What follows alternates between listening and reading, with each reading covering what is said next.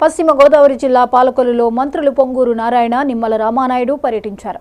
పట్టణంలోని పలు అభివృద్ధి పనులను పర్యవేక్షించారు. అనంతరం పట్టణంలో ప్రసిద్ధి చెందిన పురాతన రక్షిత మంచినీటి విభాగం పనితీరును వివరాలు అడిగి తెలుసుకున్నారు. రామగుండం పార్క్, ఎన్టీఆర్ కళాక్షేత్రం, ఎన్టీఆర్ టిట్కో ఇళ్లను మంత్రులు పరిశీలించారు.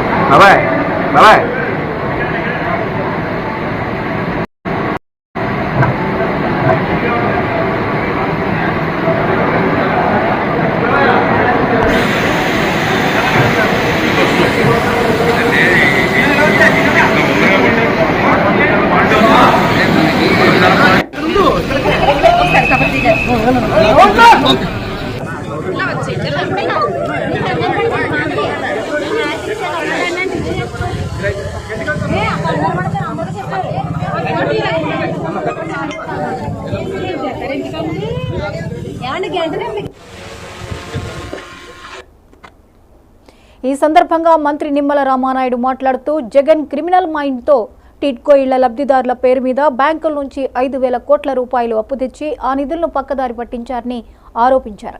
ఓట్ల కోసం ఎన్నికలు అయ్యే వరకు టిట్కో లబ్ధిదారులకు బ్యాంకుల నుంచి నోటీసులు ఇవ్వనివ్వలేదని చెప్పారు. జగన్ అక్రమంగా తీసుకున్న అప్పులకు ఇప్పుడు బ్యాంకుల నుంచి నోటీసులు అందడంతో లబ్ధిదారులు ఇబ్బందులు పడుతున్నారని అన్నారు.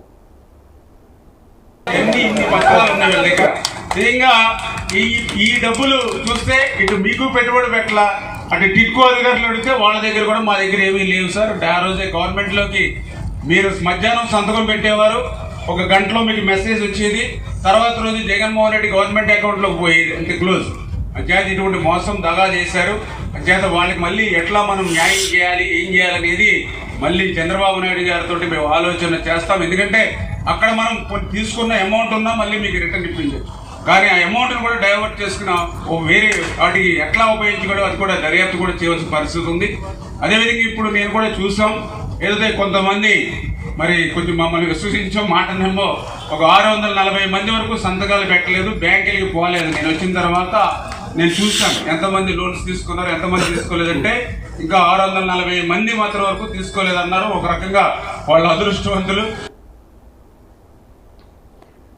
మంత్రి పొంగూరు నారాయణ మాట్లాడుతూ, ప్రపంచ దేశాల్లో 5 ఉత్తమ రాజధానుల్లో అమరావతి ఒకటి కావాలన్నదే ముఖ్యమంత్రి చంద్రబాబు ధ్యేయమని తెలిపారు.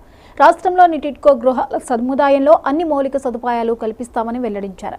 జగన్ రాష్ట్ర ఖజానాను ఖాళీ చేశారని, అయినా సీఎం చంద్రబాబు తన చాకచక్యంతో సంక్షేమం, అభివృద్ధి పథకాలను అమలు చేస్తున్నారని చెప్పారు మంత్రి నారాయణ.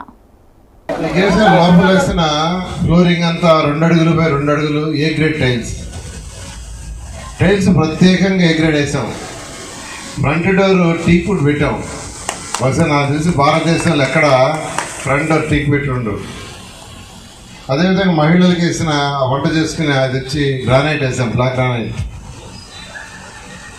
ఇలా వాల్స్ అంతా పుట్టి పెట్టాం. నీట్ అంటే ఒకటే ముఖ్యమంత్రి గారు చెప్పేది నేను తూచా తప్పకుండా చేయడానికి, దేశ విదేశాల్లో చూసిన దానికి. అయితే దీనికి తొదరపడికి ఒక 100 రూపాయల నుంచి 200 ఎక్కువ అవుతుంది ఈ టెక్నాలజీకి.